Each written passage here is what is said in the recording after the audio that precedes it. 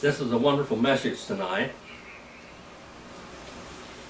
Here we have another example in the Bible where God calls a woman and uses her greatly. He did this with Hatstsallponi.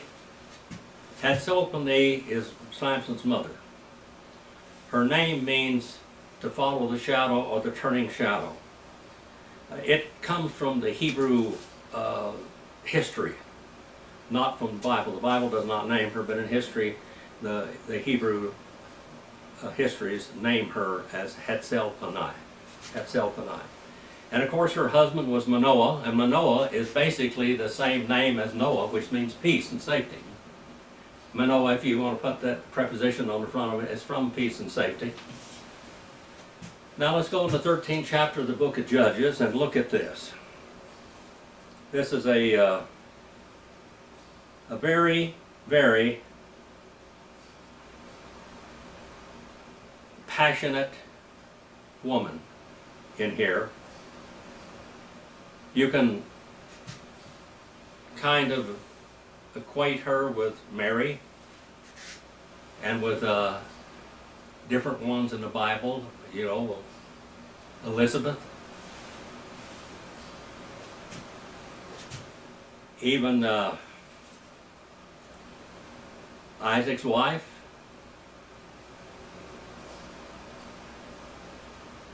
Jacob's wife, all these women that were barren, that God called for a very special purpose. It says, now the sons of Israel again did evil in the sight of the Lord. That's a bad word, evil. That means to be a snaky person. That means to be a deceitful, liar, cheat, thief, murderer, all of that. And they did murder. They murdered their own children and sacrificed them to Moloch. They worshipped demon gods, Ashtoreth, Balaam or Baal. Israel did evil again in the sight of the Lord, so the Lord gave them into the hands of the Philistines for 40 years. Philistines means uncivilized, by the way, uncivilized, uncouth, vicious, scary, what we would call uncivilized people. And there was a certain man of Zorah, of the family of the Danites, and you know, of course, Dan means judge. Dinah is a feminine word for Dan, whose name was Manoah. And his name, of course, means safety and peace, from safety and peace. And his wife was barren and had no children. Now this is Hatstsallponi. This is in Hebrew right here. Hatstsallponi. That TS sound there is a doubled TS, so it's HTS, TS, ELLPONI, Hatstsallponi. And that means shadow following me or shadow turning. She had borne no children, and the angel of the Lord appeared to the woman. Very special. The angel of the Lord, Jehovah, the messenger Jehovah, appears unto Hatstsallponi and said to her, behold, now you are bearing. Of course she knew that. And have borne no children, but you shall conceive and give birth to a son. Going to have a son. According to the pattern, that's what Ben means. Bain, according to the pattern.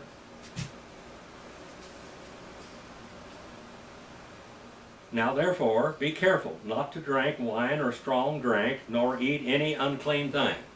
Now this boy is going to be a Nazarite in his mother's womb. A Nazarite in his mother's womb. Now a Nazarite is someone that takes a voluntary vow to be like a priest in service. Like a priest in service. When a priest was in service, he couldn't have any contact with women. He could not eat any grapes. He could not drink wine. Or eat any unclean thing. That were the, and of course the Apostle Paul took the vow of the Nazarite also. We have evidence of him going back to Jerusalem and and laying aside the Nazarite vow. He was a Nazarite for a while. Therefore be careful not to drink wine or strong drink or any unclean thing. Numbers 6, 1 through 8, that's where it goes to. For behold, you shall conceive and give birth to a Bain, a son, and no razor shall come upon his head. For the boy shall be a Nazarite to God from the womb, and he shall begin to deliver Israel from the hands of the Philistines. He will begin to deliver Israel from the hands of the uncouth people, of the uncivilized, of the barbarians. Then the woman came and told her husband, a man from God came to me, and his appearance was like the appearance of an angel of God, very awesome. And I did not ask him where he came from, nor did I tell me his name. That this basically is Jehovah, the angel Jehovah. Jehovah means he who shall become. The angel means angelos here, or melech here means messenger. But he said to me, behold, you shall conceive and give birth to a son, and now you shall not drink wine or strong drink, nor eat any unclean thing, for the boy shall be a Nazarite to God from the womb in the day of until the day of his death. And Manoah begged the Lord, entreated the Lord, begged him, said, O Lord, please let the man of God whom thou sent to come to us again, that he may teach us what to do for the boy who is to be born.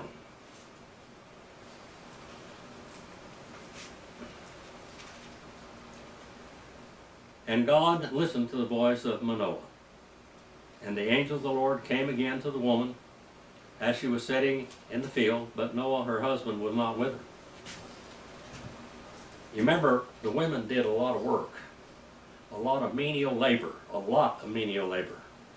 almost all of it. So the woman ran quickly and told her husband, behold, the man who came the other day has appeared to me again. And Manoah arose and followed his wife, and when he had come to the man, he said to him, are you the man who spoke to the woman? And he said, I am. Now there we are. You know what the I am is? Asher, I am.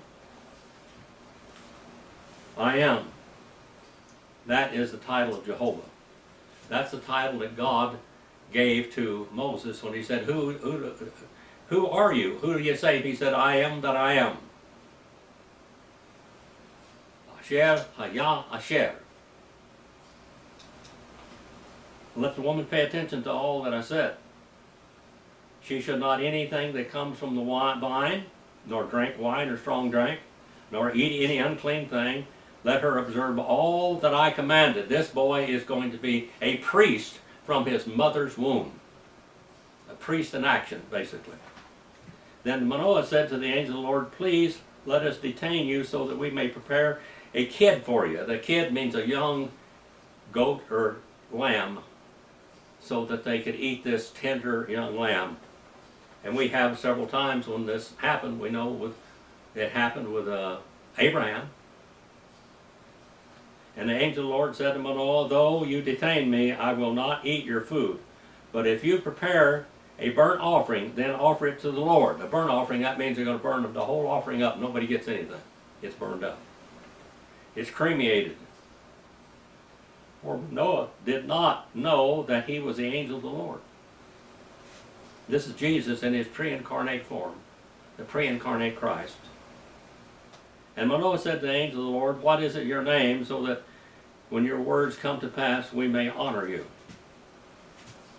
The angel of the Lord said to him, why do you ask my name, seeing it is wonderful?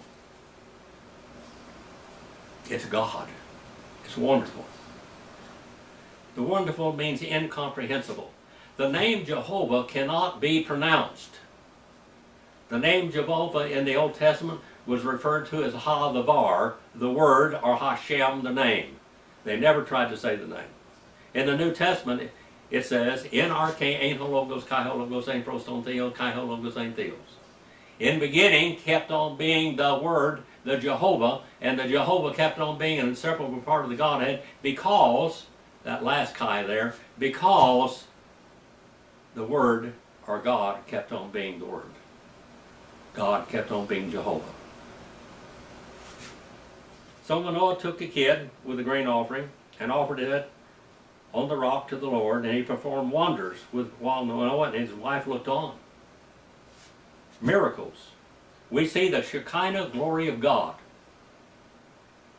You know, when Jesus was on the Mount of Transfiguration with John and Peter, they saw him transfigured marvelously, wonderfully. And it came about when the flame went up from the altar toward heaven that the angel of the Lord descended in the flame of the altar. And when Manoah and his wife saw it, they fell on their faces to the ground. And the angel of the Lord appeared no more to Manoah or his wife. Then Manoah knew that he was the angel of the Lord. Jehovah Shammah, the Lord was there. They saw El Panay, the face of God. So Manoah and his wife, we shall surely die, for we have seen God. They did. They saw God in his physical form.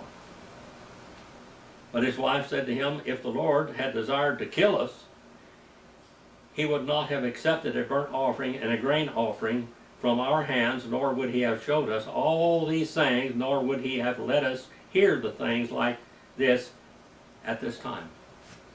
Again, the woman stands in. Women have a place in the Bible. Women have preeminence many times, and this is one time that they do. Remember the widow and Elijah? The widow and Elijah? Mary? Elizabeth? These special people? The seller of purple? Lydia, the seller of purple? These were all special people. Then the woman gave birth to a son. She caught, Eladid, and she kept seed, and she gave birth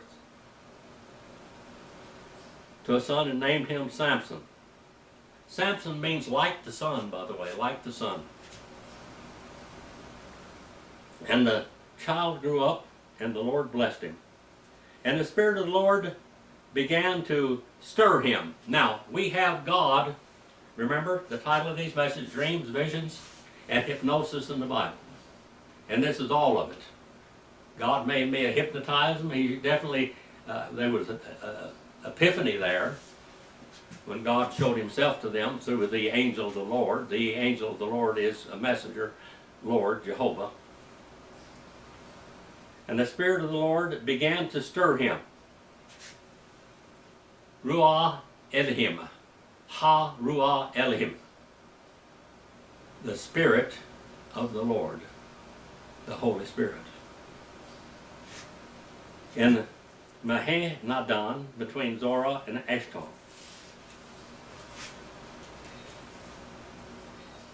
Here we're going to have what we see in this angel. We have God personified in the flesh. Now we're going to see a person that is so powerful. Was he 85-pound slender little guy that had the power of like a atomic bomb? He may have looked like an average man. Maybe he looked like Charles Atlas or one of the great movie stars, or Mr. America or something. Maybe he didn't. Maybe he was just that average looking guy. Then Samson went down, chapter number 14, went down to Timnah. And he saw a woman in Timnah, one of the daughters of the Philistines.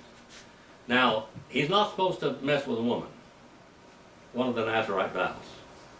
But he sees the daughter of the Philistines, the uncivilized ones, the uncouth, the barbarians, the heathens. So he came back and told his father and his mother, and I saw a woman in Timnah, one of the daughters of the Philistines, and now therefore get her for me as a wife. Break the law. First of all, he's going to get a wife. He wasn't supposed to while he's a Nazarite. Number two, she is forbidden. She is a heathen. Then his father and mother said to him, is there no woman among the daughters of your relatives? or among our people that you go take a wife from the uncircumcised Philistines? But Samson said to his father, get her for me. She looks good to me. I like the looks of her. She's a hot potato. However, his father and mother did not know that it was of the Lord. The Lord put in his heart to want to desire that woman because he's going to use that woman. And he's going to use Samson to do what God wants him to do. The journey, the job. For he was seeking an occasion against the Philistines. Now at the time the Philistines were ruling over Israel. And Samson went down to Timnah with his father and his mother, and they came as far as the vineyard of Timnah. And behold, a young lion came out roaring toward him. Now these are African lions. African lions. Because, you know, the African continent is tied to this one. The African lions are over here. That's the type of lion. It's not a mountain lion, not a cougar. It's an African lion. And the Spirit of the Lord, Ruah Elohim, or Ruah Jehovah, came upon him mightily, so that he tore him as one tears a little baby goat, though he had nothing in his hand, but he did not tell his mother and father what he had done. Now, another problem here now. Now, he touches an unclean animal. He's going to get a woman. Now he's going to touch an unclean animal, and he kills this unclean animal. So he went down and talked to the woman. And she looked good to Samson. She was a good-looking girl, beautiful woman.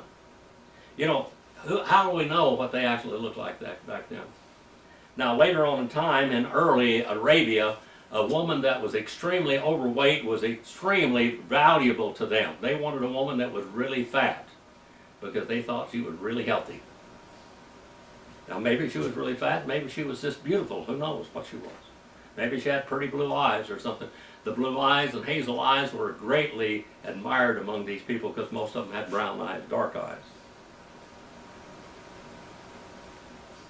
When he returned later to take her, he turned aside to look at the carcass of the lion, and behold, a swarm of bees and honey were in the body of the lion. The lion's unclean. Anything that touches the lion, the honey is unclean. Another problem. So he scraped the honey into his hands, and he went on eating as he went. Now, honey tastes really good, but also there are bees, premature bees, those little squab-looking things, wormy-looking little things in there. And when he came to his father and mother, he gave some of them to them, and they ate it. But he did not tell him that he had scraped the lion out of the body of the lion, scraped the honey out of the bottom of the lion. He was unclean. They should not have eaten it.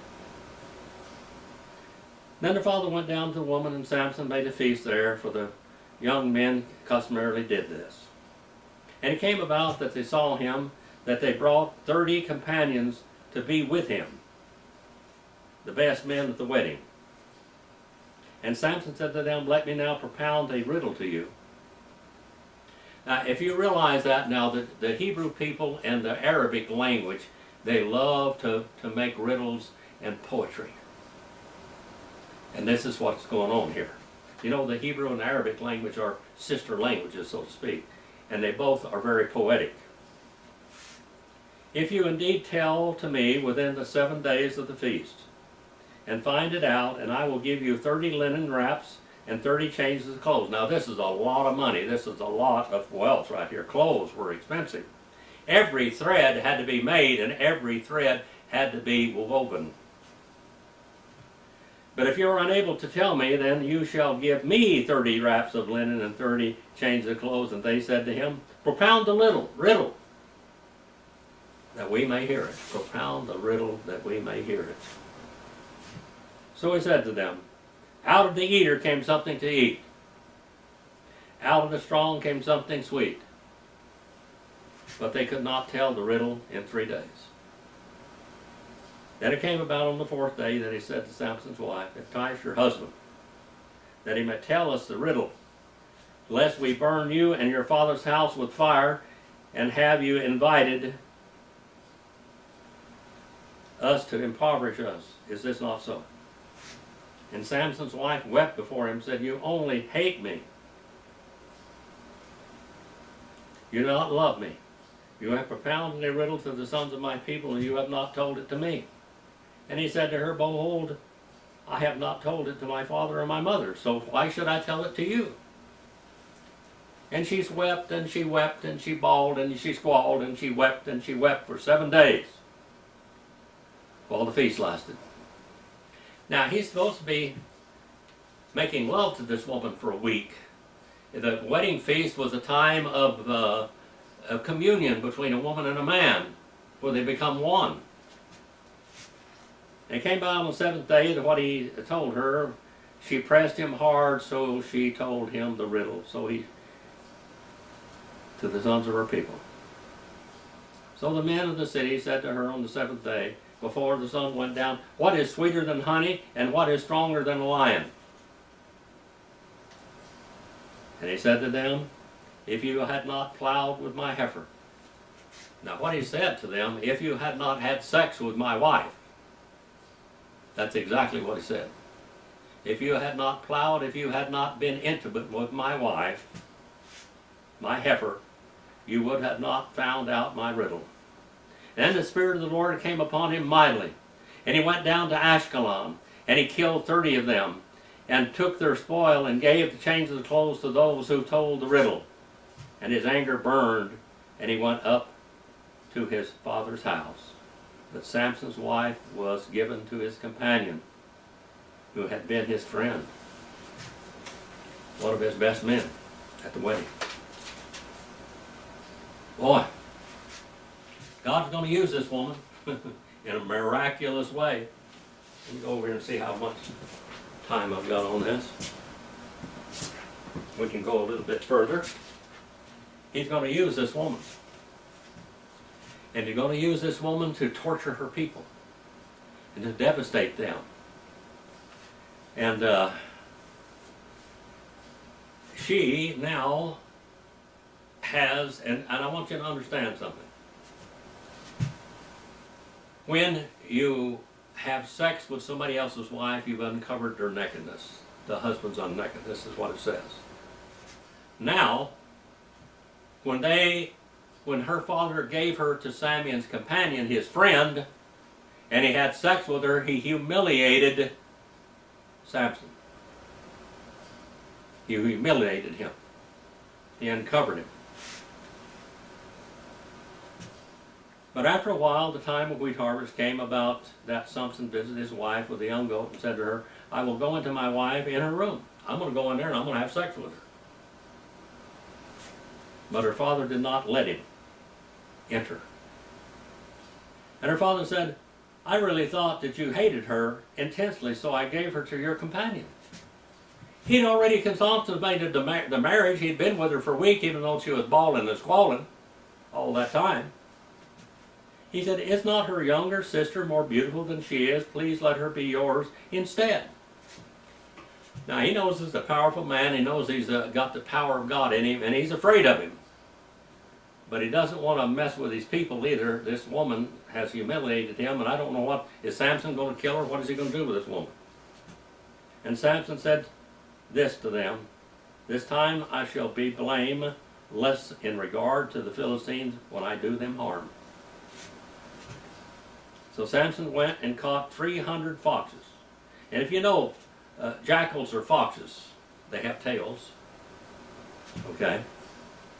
Jackals is what it probably is from the Hebrew. And he took torches. A jackal is a wild dog, you know. And he turned the foxes tail to tail and put one torch in the middle between the two tails. This is like a tin can and a cat or a dog. And when he had set fire to the torch, he released the foxes into the standing grain of the Philistines, and thus burning up both the shocks and the standing grain, along with the vineyards and groves. Set the whole place on fire. Then the Philistines said, who did this? And they said, Samson, the son-in-law of the Temanite, because he took his wife and gave her to his companion. So the Philistines came up and burned her and her father's house with fire. They were going to burn them down, and they did. Now Samson's mad again. And Samson said to them, since you act like this, I will surely take revenge on you, but after that I will quit. And he struck them intensely with a great slaughter. And he went down and lived in the cleft of a rock in Etham. And the Philistines went up and camped in Judah and spread out in Lehi. And the men of Judah said, why have you come up against us? And they said, we have come up to bind Samson in order to do to him as he did to us. And 3,000 men of Judah went down to the cleft of the rock in Etham and said to Samson, do you not know that the Philistines are rulers over us?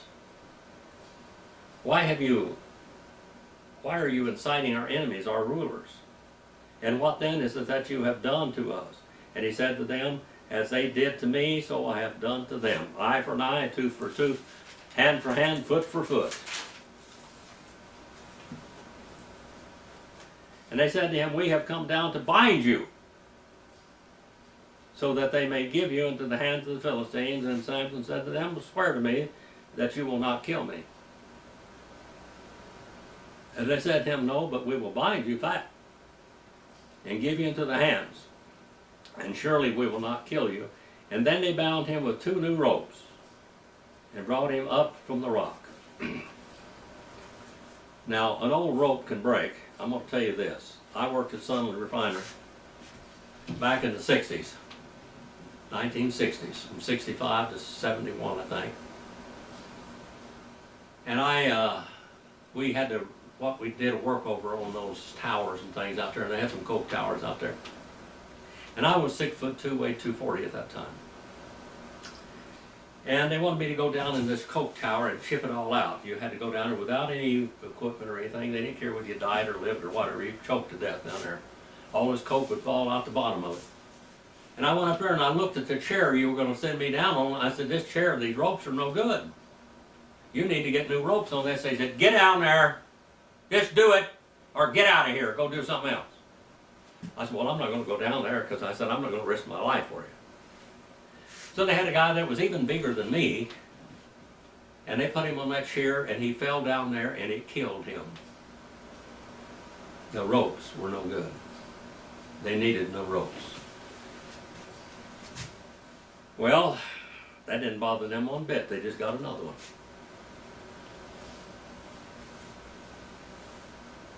Bind you fast, there's no ropes, and brought him up from the rock. When he came to Lehi, the Philistines shouted as they met him, and the Spirit of the Lord, the Spirit of Jehovah, came upon him mightily, so that the ropes that were on his arms were as flax, that is burned, with fire, and his hands, the rope and the bonds dropped from his hands. And he found a fresh jawbone of a donkey. Now he's going to touch the jawbone and use it for a weapon, and it is from an unclean animal. Again, an unclean animal. I want to tell you something while I'm on this still, that, you know, a lot of times they used camel leather and donkey leather for shoe leather on their sandals. And when Moses stood on Mount Sinai, God said, take off your sandals, for on the ground that you stand is holy ground. Kadesh HaKadeshim. And he took his sandals off because they were probably made out of camel or donkey hide. Unclean. So he reached out and he took it and he killed 1,000 men with it. And Samson said, with the jawbone of a donkey, heaps upon heaps, with the jawbone of a donkey, I have killed 1,000 men. Here again is this Hebrew Arabic type poetry. And it came about when he had finished speaking that he threw the jawbone from his hand. He named the place Ramoth Lehi, the high place of the jawbone. The high place of the jawbone. And then he became very thirsty. And he called to the Lord and said, Thou hast given me great deliverance by the hand of your servant, and now shall I die of thirst and fall into the hands of the uncircumcised. He was totally wore out and totally dehydrated. And God split the hollow of the place in Lehi so that water came out of it, and when he drank it, his strength returned, and he revived. Therefore, he named the place En Hakkavor, which is in Lehi to this day. Water came out of the dry jawbone. So he judged Israel 20 years in the days of the Philistines.